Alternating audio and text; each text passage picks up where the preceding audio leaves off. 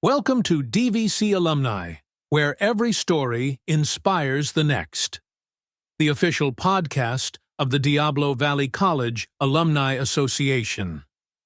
As we celebrate 75 years of DVC's impact on education, careers, and community, we're honored to share the incredible journeys of alumni who've transformed their time on our vibrant campus into meaningful careers, community contributions, and personal success.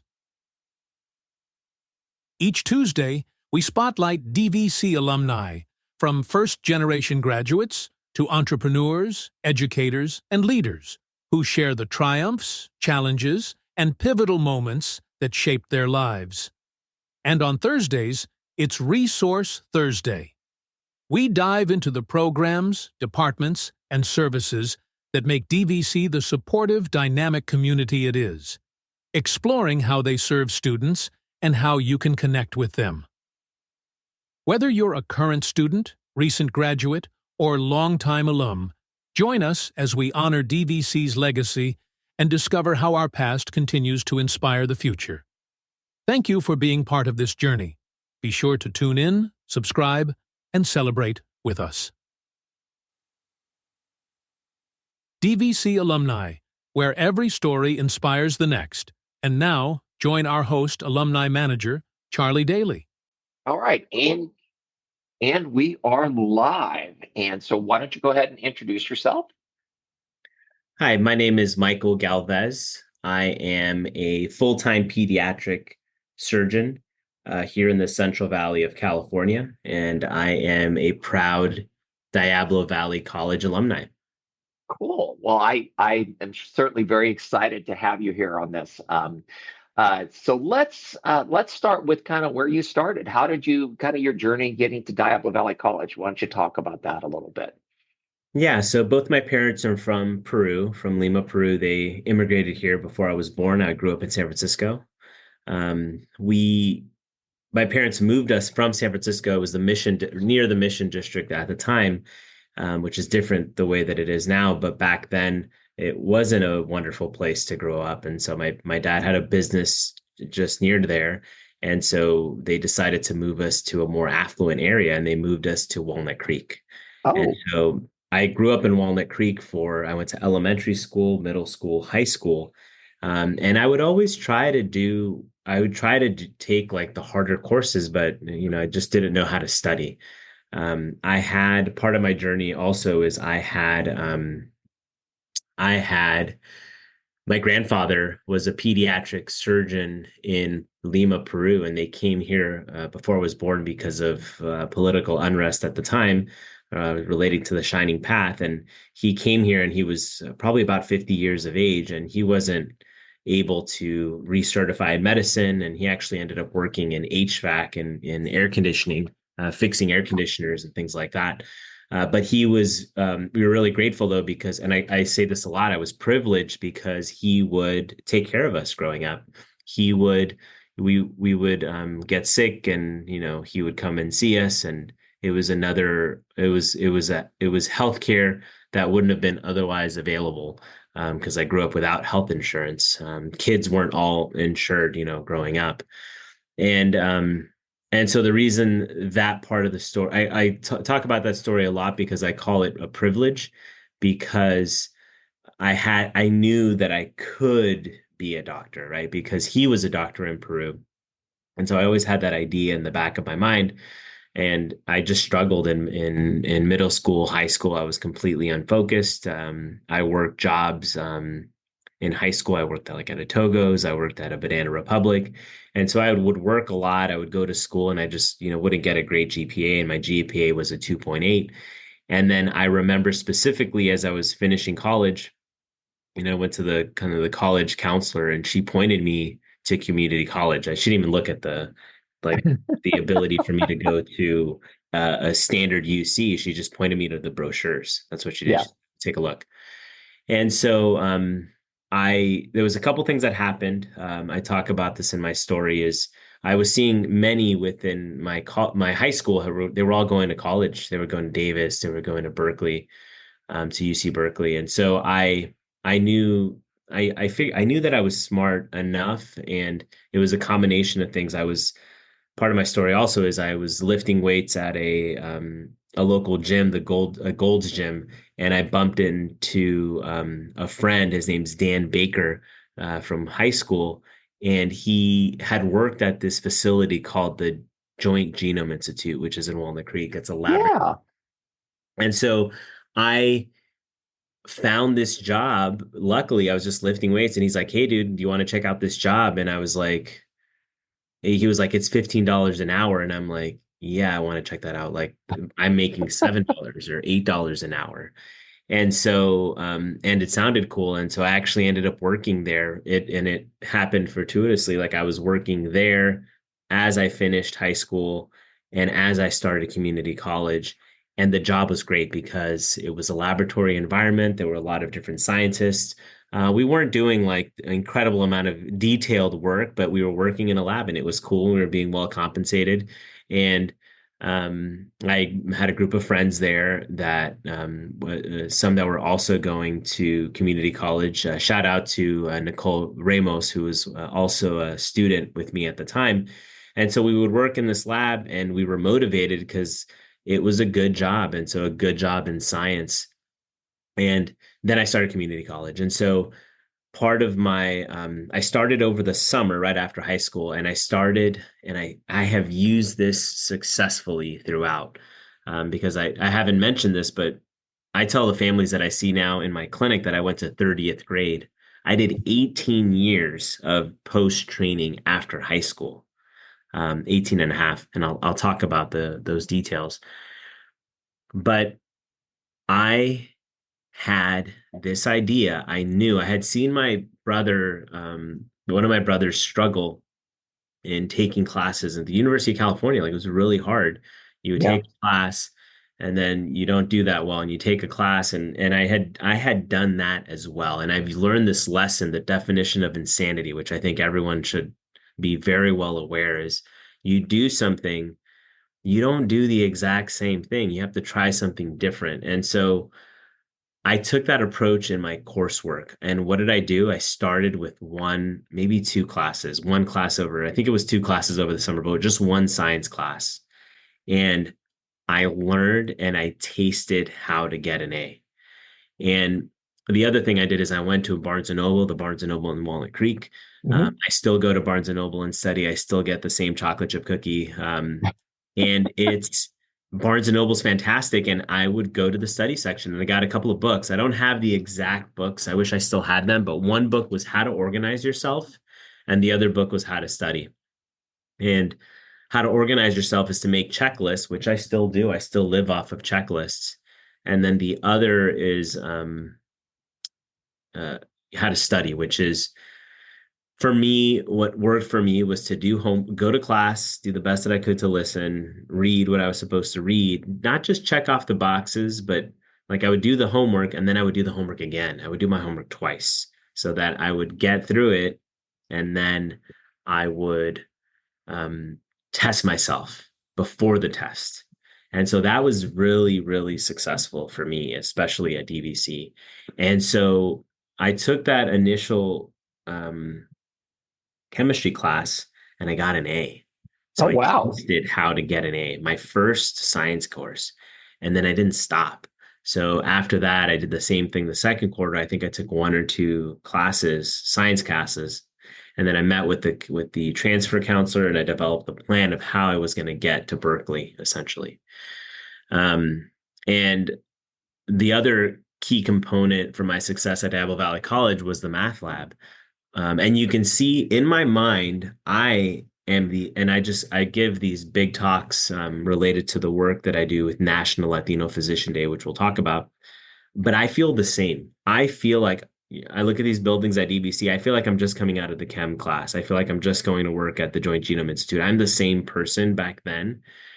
And so these things you're going to see through my story, these experiences I've had, I still feel exactly the same. And so the the math lab, like I would go to the math course. It was hard, but then I would go to the math lab and I would understand. And those resources that Apple Valley College gave me were essential because they allowed me to succeed. They allowed for me to get an A. They allowed for me to study, be tested. And if I studied and tested, then I would do well. And so that is what medicine is essentially, is you study something, you get tested, and you know the answer, and then you help the patient. And those tests that I've had in medical school and residency are the same. And so this is part of the story where it gets a little bit dark. I DVC was one of the best things that I've done. And when you talk to any other student that's gone to community college and then has gone to the University of California, they all agree.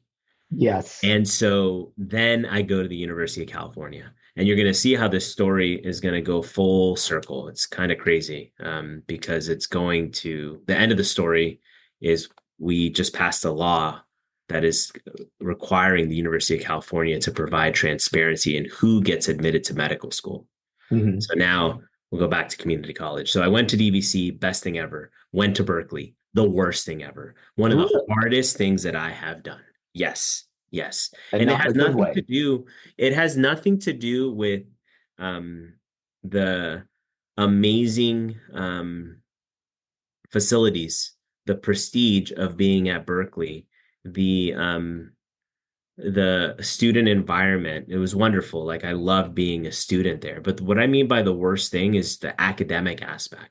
The fact that I would show up to class, I would study, I would use these same techniques, study, and they would test me on something completely different, something they just like made up.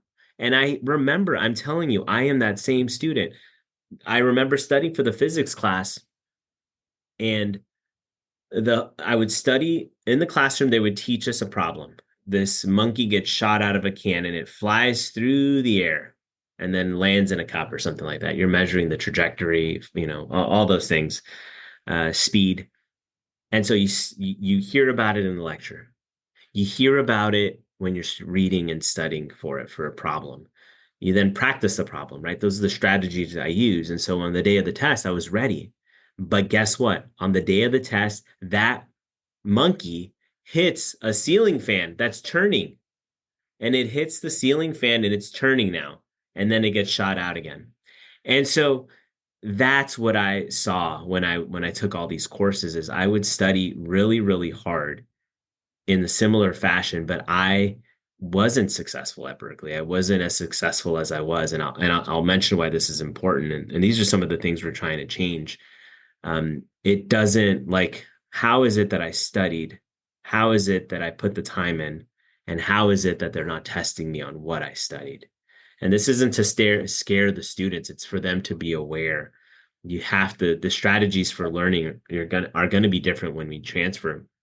And you will be successful, but Berkeley was one of the hardest things that I did because of that, because I would study and I couldn't see those results. And so I graduated with Berkeley with a 3.1 GPA. I got an A in a plant biology class. All the other classes I got a B. And what's challenging about that is when you apply to medical school, they want letters of recommendation. Yep. Your science courses. I tried my absolute best, and I could not. It was almost impossible. And the reason this is important is because I feel there are a lot of students, minority students particularly, that they transfer, and then they finish not with a great GPA, and they can't move forward. They have to do a post-bac. They have to dig themselves out of the hole. And I don't think it's necessarily their fault. And this isn't to discourage them. I was able to make it through, and I'll explain how. But DVC was the reason for my success, in my opinion, because I learned how to study there. Berkeley was challenging, one of the hardest things that I did, and I got through it, and I'll explain. So I finished Berkeley, a little bit of PTSD, as you can see, and I was like, okay, I want to apply to medical school. My GPA kind of, it's inflated because of my community college. It should be enough. I have to take the MCAT. I couldn't take the MCAT at the same time because Berkeley was so challenging with their coursework. And so I ended up, and I hadn't been in the hospital yet. I had grown up without insurance. And so I volunteered at a hospital. I volunteered at a hospital where I was just hanging at John Muir, actually. And I was handing out juice and blankets. That was my experience there. I knew that wasn't a valuable experience, right? I knew I wasn't seeing what medicine was about, what it takes to be a doctor. And so I ended up finding this opportunity to SF General at San Francisco General Hospital. Well, all of a sudden it was hands-on. It's a county hospital. I was, helping irrigating wounds. I was translating Spanish. I was seeing the doctors, doing the work. And shadowing is so important, being able to see somebody else and then envisioning, can I do that? And so in the ER, I was like, I can do this. I understand what I'm getting into a little bit better. And so I shadowed, and at Berkeley, I didn't start, another group of students started, but I helped run a mentorship program that brought Berkeley students to an underserved area of the mission. And then I got a job. I got a job in a lab. And the funny thing is, I got this job because of a weird hobby I had. I was at Berkeley, and there's this place called the East Bay Vivarium that they have snakes and lizards and Yep. really cool, My really son bought a amazing. couple of snakes from them. Yeah, Yep. herpetology is so cool. I don't have any. My wife doesn't let me have any snakes right Yeah. now. But like I had these animals in my dorm room, and I had to feed them mice, and so I was breeding mice in my closet, Oh, I'm sure that went over essentially. like a pregnant pole vaulter, but yes. Yeah, exactly. And so the so when I was applying for jobs, I found this laboratory job at UCSF, and it was in a pulmonary research job. And the reason the Dr. Harold Chapman, the reason he hired me was because he liked that. He was like, "You're going to be working with mice and research, and you were breeding mice, so you have actually the most experience." So my weird hobby helped me land this job, and the job was fantastic. Was treated with respect, got to do research, got to think for myself. And this is a cool story. I showed up, and they had been working on this knockout mouse. Essentially, a knockout mouse is where they remove genes out of a mouse. They had a researcher had spent years making this knockout mouse for cathepsin F. See, I remember all this stuff. Cathepsin F is it's a it breaks down proteins essentially. And what they knocked it out of this mouse, and I showed up, and I had to learn about mice breeding and the experiments they were doing. And they thought this mouse knocking out this gene would change lung function. But when I got there, I was looking through all the cages. There's like thousands of cages at UCSF. And then I noticed that in some of these cages that were labeled cathepsin F, that about a quarter of them, some of them they looked more raggedy, and they were limping. They weren't using their back legs well. They looked just different. And so they hadn't found a function, that they hadn't found a phenotype is what it's called, something that had changed the function of the mouse. And what I ended up doing is I ended up genotyping all these mice, and they correlated. Those mice that weren't didn't have normal back leg function, they were those cathepsin F knockouts. And so I helped find the phenotype of what had happened. So if you knock out this gene, they end up they're missing this proteasome, this protein that breaks down other proteins. And so it was causing lipofuscinosis, which essentially was building up these lesions in the brain and then the spinal cord. Really cool stuff. Like, I got to help figure that out with this other PhD student, who was also very respectful and appreciated my input through this. And what was cool about the lab is the reason why this experience was important is because it allowed me to talk about, like, I got to shadow some of the doctors seeing pulmonary patients, and then I got to help with the research and do it in the lab. And so when I was applying to medical school, yes, and I had to take the MCAT twice, and the language portion was the hard part. I took it again for the language portion to get higher, and I actually got lower. Oh, Um, and I grew up speaking English. It's definitely, I mean, it's a yeah. second language, as in, like, I probably started speaking when I was one or two, but it's just a really challenging test. And I took it twice, but I ended up doing better in the sciences overall. And I end up applying to medical school, and I do fairly well because I have this, like, I have these experiences, right? Leadership with the mentoring, research with the lab, Berkeley, except for the GPA. And actually, Dr. Mattern, who's a biology teacher from DVC, he wrote me a letter for medical school, which I very much appreciate. And because I couldn't get letters from Berkeley, like it was almost impossible. I think I ended up getting one, but it was not ideal. And anyway, so part of my story is I was volunteering at that SF General, and I met Dr. Armajit Dosanjh, who's from the Central Valley, and he from Modesto. He took me under his wing when I was applying to medical school, and I asked him all these questions. I was very assertive, and you're going to see this is important too when you're trying to figure out where you fit in. And so he helped me like go through my application, helped me with my personal statement stuff. And then when I was applying, I got into some pretty good schools. I got into UCSF with a full ride. I got into UCLA, and then I got rejected from Stanford. And Oh, I was wow. interested in Stanford because I went to this conference. I went to this conference at Stanford called SUMA, and it's a pre-med conference. And that's where I was like, wow, this is an amazing place. I would love to come here. I want to do surgery, I think, because I was doing these procedures on these mice. I like being hands-on with things. And for other hands-on things, I like doing art, and Boys and Girls Club. I would do things with wood and making things. And so anyway, so I end up getting rejected, and he's like, why don't you appeal? And I was like, what do you mean? What do you mean appeal? What do you mean? They rejected me. He's like, write them a letter and tell them you're doing this research. You just got this other paper published. And so I did that. And so I ended up getting interviewed, and then I ended up getting accepted. And so it changed my trajectory, in my opinion, because I ended up getting into the place I really wanted to go. And then I started Stanford. And the crazy thing is I started Stanford doing plastic surgery research almost immediately. And that's another thing to know is as you go to different universities, there's privilege in what university you get to go to. And they have different opportunities. And so I was like, because I knew this plastic surgery resident, he was like, join this plastic surgery lab. And I joined, and I was doing microsurgery in the first week of medical school. Oh, wow. With tiny little surgery, which actually correlated to the tiny little surgery I was doing on mice before. And so I started there, and I ended up staying at Stanford for 11 years. So I did 5 years of research. I did 5 years of medical school, including a year of research in plastic surgery, plastic and reconstructive surgery. And then I did 6 years of residency. I stayed there for plastic surgery.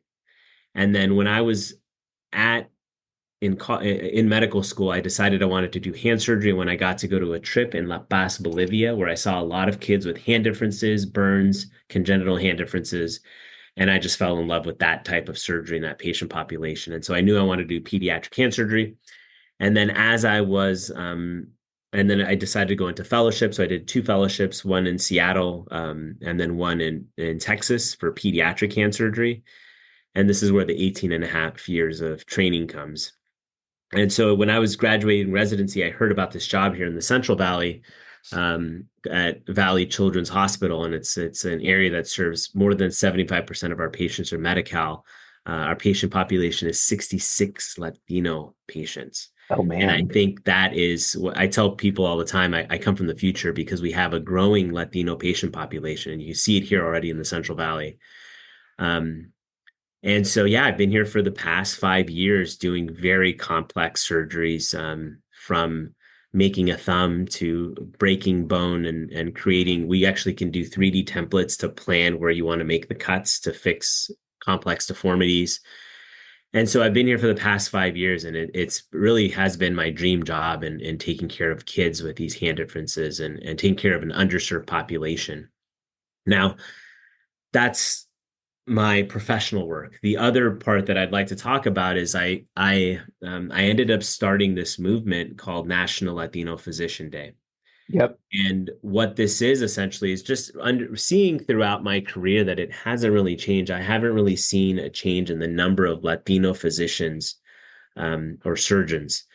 And when I got here at Valley Children's, I realized that locally they only make 12 medical students a year in an MD program, and only 2 of those were Latino for that year. And I was like, how we have this huge millions of people here, how are we only making 2 Latino students? And then I went back to Stanford, and just looking at their faculty and staff, I was like, why is there such a low amount of surgeons? I came from there. And I tried to engage in saying, hey, how can I help? And there really wasn't much interest. There really wasn't much interest. And so I was like, okay, I guess I have to start a movement because we have to create this awareness that we need more Latino doctors. Now, why do we mean, why does ethnicity matter? And what specifically is the part of culture and the part of language. Spanish language sometimes is ignored. And if you think about it, if you go to a visit, you have 30 minutes. Not always, 15 minutes sometimes, right? So let's say it's a 30-minute visit and it's an English speaking doctor. You get 30 minutes of the time to interact, to understand, right? But if you speak Spanish and the provider doesn't speak Spanish, that amount of time gets cut in half. And then not only that, but it's confused. It's even when you speak English, you don't understand, right?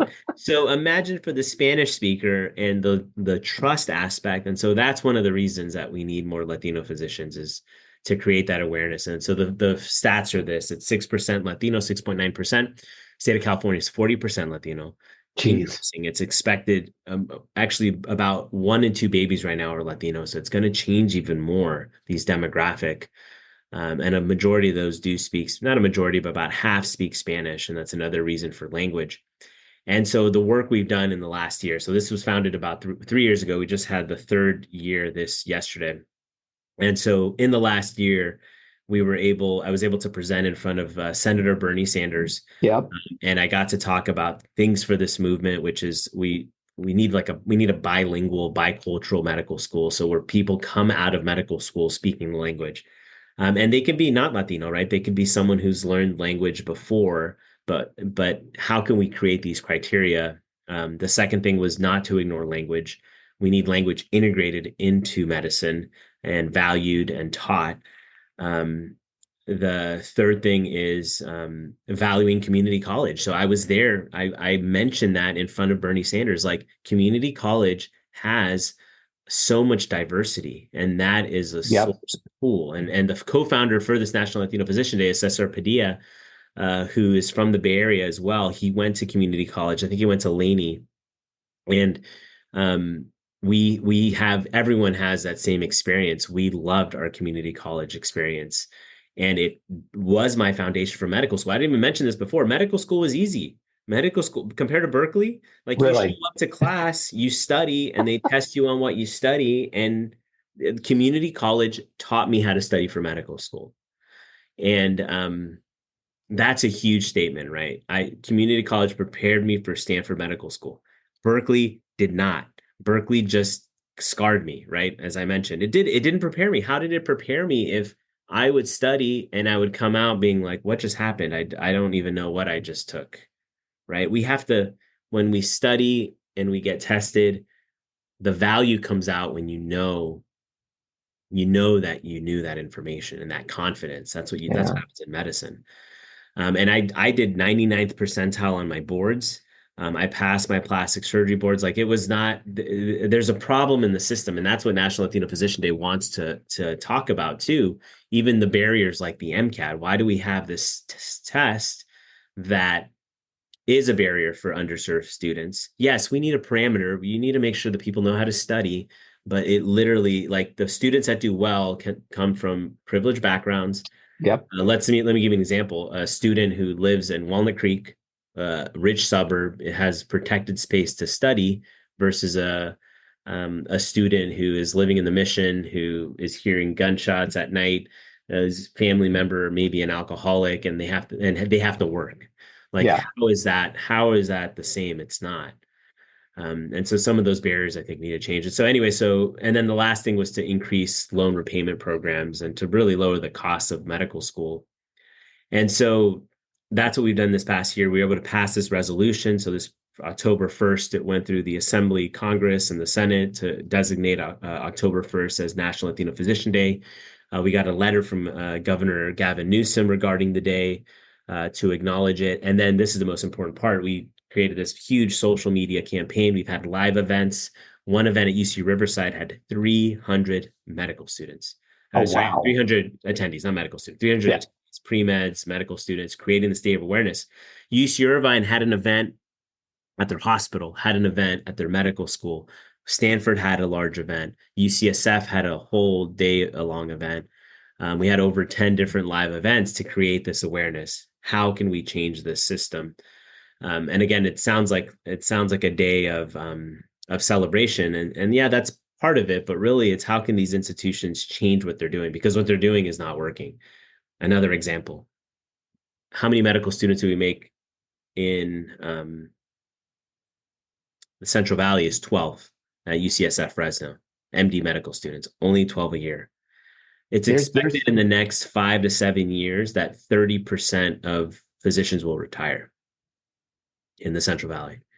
And then the other question is, how many medical students is the University of California planning to make in the Central Valley? Like, they're planning, right? They're building, they have a new campus at UC Merced. So there's a new building, but there's only 12 medical students that are coming out of there to start off with. Yes, and it's going to increase.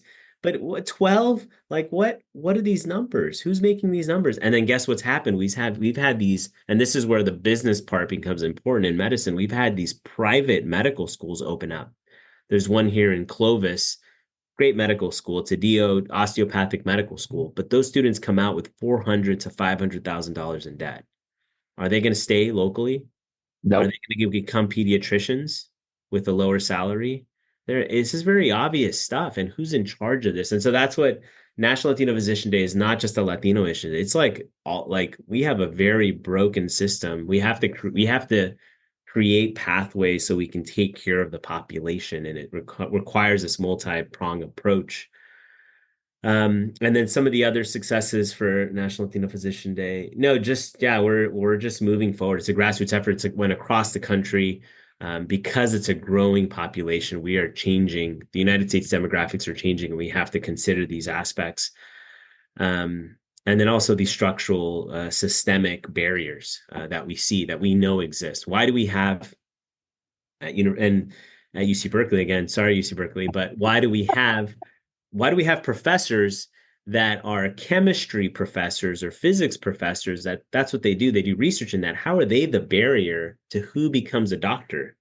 A Yeah. doctor who takes care of patients, who communicates, who, we want doctors that are well-rounded. We want doctors that are not just studious, right? That's just one component, is to be smart. There's a lot of different factors. Communication is a big one. Those are the benefits of diversity.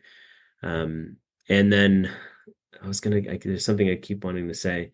And then the other thing, we help pass a bill. So we have a bill that it's called AB 2080 that is this is through this grassroots effort that is requiring the University of California to report how many students are coming from community college, right? Really? How many students are coming from state school? We've never asked them that question.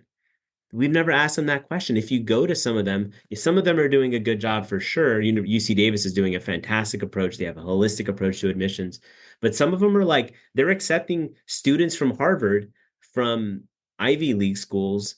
And guess where those students are going? They're leaving the state, or they're not serving the underserved populations. And so I do think that question, if we're investing in California, if we're making a fantastic community college like Diablo Valley College, we have students that are competent. You know them, you see them, they're bright, they're willing, they're able, they're hardworking. We need to keep them. And yes, and there is a big population of Latino students that go to community colleges, right? And Black students as well, and Native American, but that diversity, we need all these aspects of diversity to change our healthcare system, because the way that we've made it isn't working. It doesn't make sense. And so, yeah, there's a little bit. So hopefully this can inspire, the student from community college, keep moving forward, start slow, taste the A, learn how to study, ask for help, use your resources, get to that next step. Have a plan, and then know that when you transfer, it's going to be hard. You'll get through it, but have a plan, find mentorship. And you can see I've had hundreds of mentors to get to where I am. And then when you get to your job, you're going to get your job, but then look up and say, what's going on here? Right? Like, this isn't, I could just keep my job. I could retire and become a plastic surgeon tomorrow, a cosmetic surgeon. I could be like, oh, I just want to make money. That's not going to happen, right? You have to think about why you went into this field and why you want to help and how you're going to fix it. And there's many broken aspects of our healthcare system, but we have family members, right? We have family members ourselves as we age. We want to make sure that we have a system that we want our family members to go to. And right now, it's terrifying. You know, my abuelita, she passed away this past year in Riverside. Very fantastic. She was an obstetrician in Peru, but during COVID, for example, she didn't want to go to the hospital Hmm. because she broke her hip. Like she would cry, not because of a broken hip or that she needed surgery, because she didn't want to be isolated by the hospital during COVID, right? They would Yep. isolate humans without translation sometimes. That's prison. Like that's like we can do better than that. We can help patients them for them to feel comforted, for someone to connect with them, for someone to speak the language, for them to understand. And that's where those are the types of changes I think we need, so that we have humans searching and wanting help from our physicians and from our hospital systems. I can keep going, but that's where I'm at. Wow. I have a pull quote, which is the DVC prepared me to go to medical school, Stanford Medical School, Yeah, not UC Berkeley. that's right. Which, That's right. by the way, that's probably going to be the headline on it. Yeah, that's okay. Um, well, and the reason is, and I'm also going to take this and bottle it up, and then I'm going to take it over to the transfer folks because I think Yeah, this is going to fantastic. be very, very important. Yeah, I absolutely, you're preaching to the choir. I mean, I'm a good deal older than you, so DVC does not look like it did when I came here, which I think is a good thing because it looks more like the community that we're in now. And oh, there good, does need good, to good, good. be It's more diversified.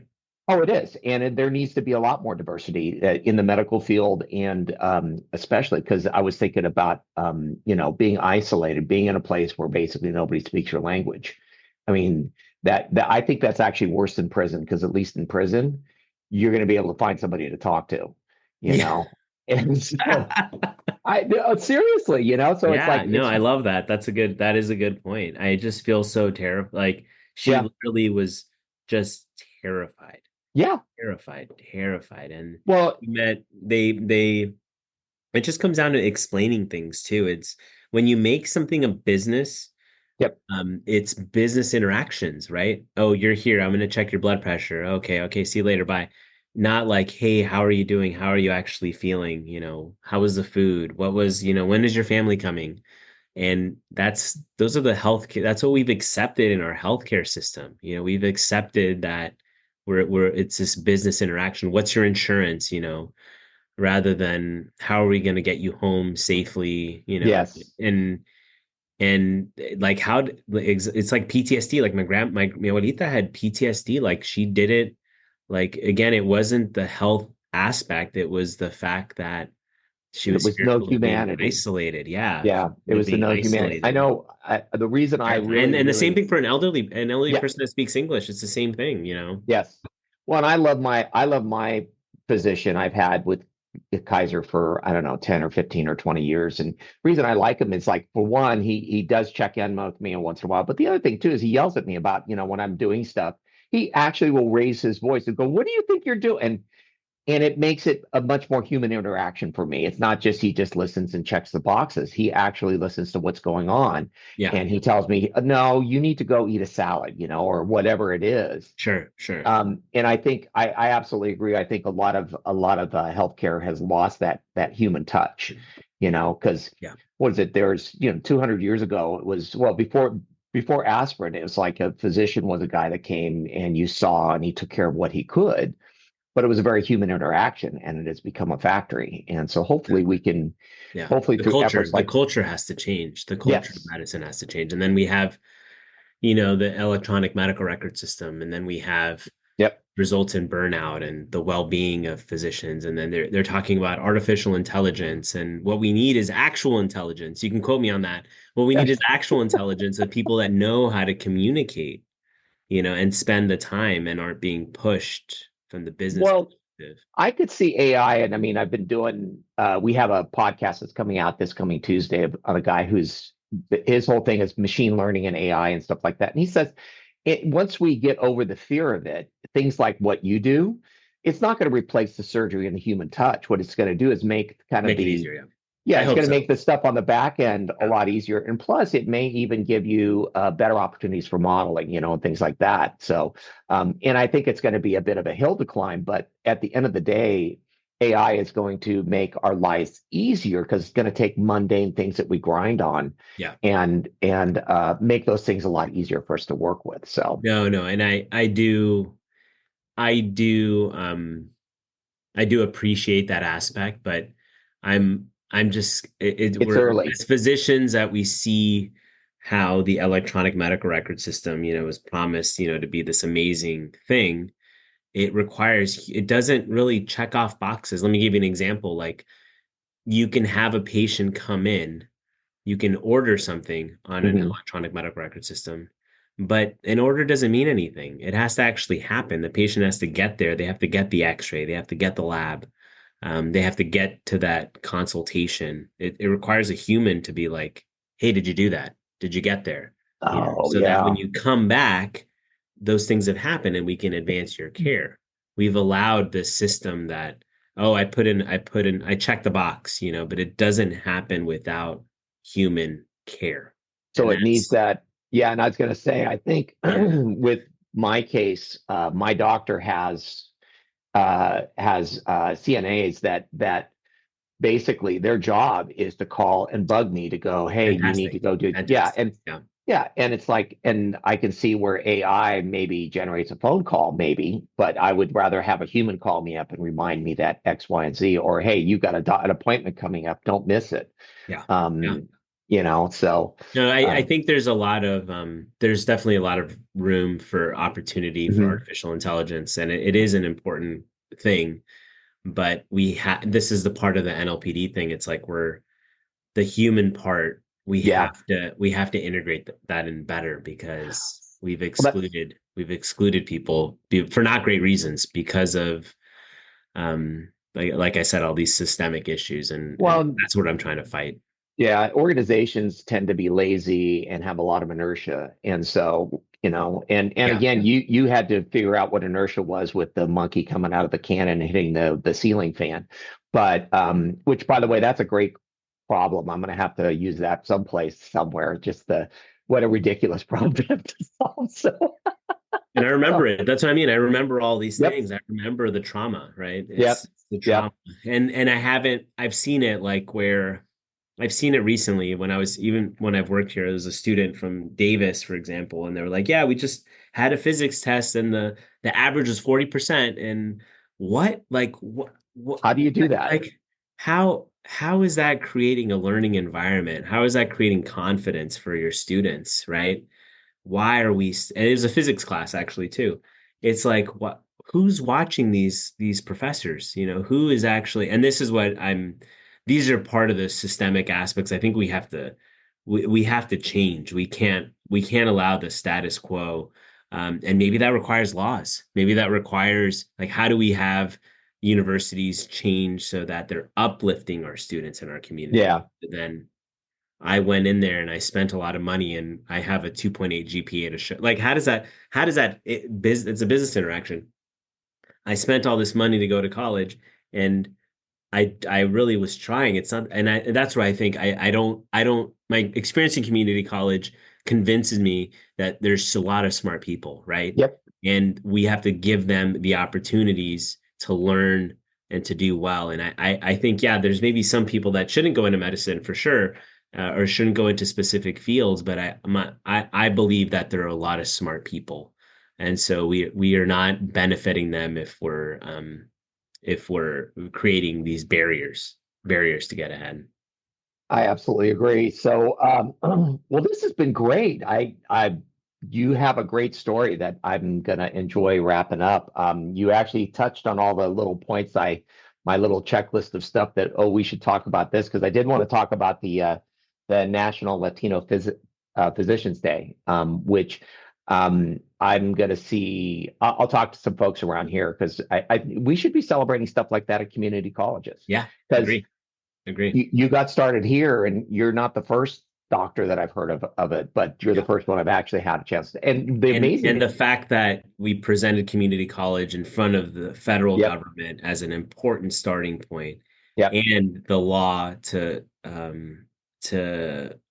start to quantify how many students come from a community college. We also have an article in the Scientific American about community college as a way to diversify the workforce. yeah. Um, Oh, well, I'll and have I to think find. that's part of the reason why we're having a physician work shortage is also the lack of a strategy to diversify the workforce. They're just using the same, like, all right, you get a good GPA, you get a good MCAT, you get to go to medical school, we'll shift you into the next thing. No, we need people that really care and want to go back to these communities. We do. Yeah, and I think you're right. I think there's going to be laws, but there also has to be a change in culture within the educational community, because a lot of times you get these things that are, they become nice to haves, but not must haves. And something like diversity within medicine, because the fact is more people are going to be speaking Spanish in Yep. California very soon That's right. than any other language. And so it's like, why not have physicians that can actually consult, talk to people in those languages, which I'm not really clear on why that would not be a want. Yeah, So, I agree with you. I agree with you. But it's happened. There's resistance. There really is. yeah. Part of that bill, if you look at the language for AB 2080, our initial introduction of the bill was to focus on language, to make language a requirement to get into medical school. Hmm. And they didn't accept that. Like we weren't allowed to move that part forward.